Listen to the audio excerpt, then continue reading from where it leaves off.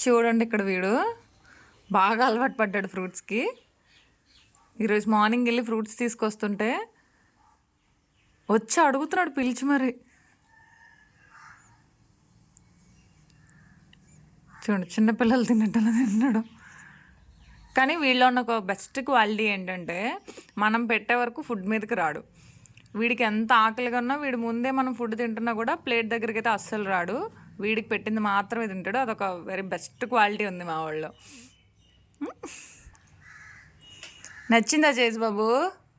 Chase తింటుంటే disturb చేస్తావేంటమ్మా?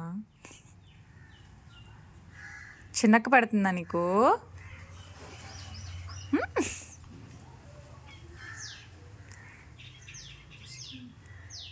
నాకు వీడిని తీసుకురాకముందు స్టార్టింగ్ కుక్కలను చూస్తే భయం. కనీసం ఆడేదాన్ని కాదు. చాలా ఇష్టం కానీ చాలా భయం ఉండేది. ఆ నోట్లో పళ్ళు చూస్తుంటే షివరింగ్ వచ్చేది.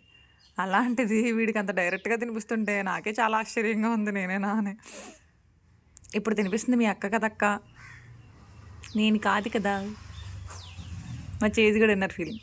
అక్క తినిపిస్తుంటే ఏంటి నేను తినిపిస్తున్నానంటావు? నిన్న పెట్టాను కదరా. చేజ్ బాబు, చేజ్ బాబు. బిజీగా ఉన్నాడు పిల్లడు. నువ్వేనా చేజ్?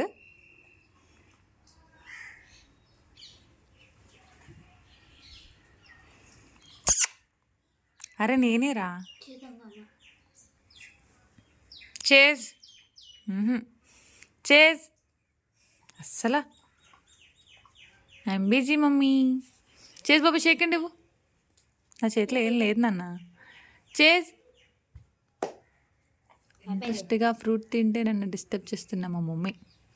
మా చేజ్ కూడా ఇన్నర్ ఫీలింగ్. చేజ్